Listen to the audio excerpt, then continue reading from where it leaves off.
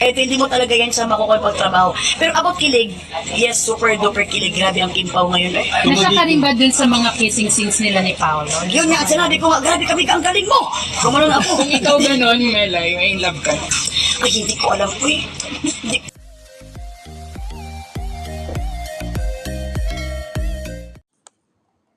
Nakakatuwa nga naman si Miley Contiferos, yung talagang kilig na kilig siya pagkasabi niyang ang lakas ng chemistry ng Kimpaw.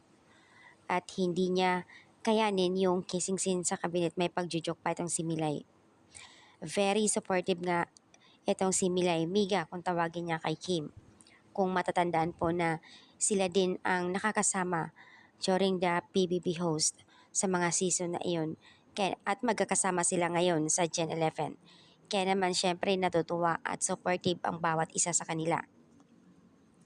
Pero ang nakakatuwa lang doon kasi nga the way in-interview nga si Milay, dahil nga sa may project at itong si Milay, ang ayon sa kanya, dapat ang unang guest niya si Kim, kaya lang kasi nakikita niya na sobrang busy si Kim kaya paliban mo na.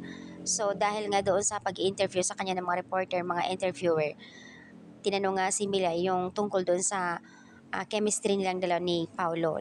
Kumbaga sa partner bilang doon sa WWS Gisalin lang kung ano yung nakikita niya. So yun nga, ang pagsasaad nga ni Milay, nakakatuwa naman si Milay sumagot as in bansag talaga sa kanya, funny kung paano siya sumagot. Pero syempre, doon tayo doon sa binitawan niyang salita na ang lakas ngayon ng Kimpaw, grabe. Believe ako sa mga fans, very supportive sa kanila. And grabe nga daw si Kim kung makapagtrabaho. Makapamilya talaga siya. So deserve niya na mabigyan ng blessings talaga as in napakabait at workaholic.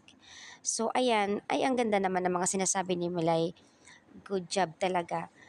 Sana all, sabi ng comment, sana all na may isang best friend na supportive na talagang lahat positive yung mga sinasabi sa kanyang miga.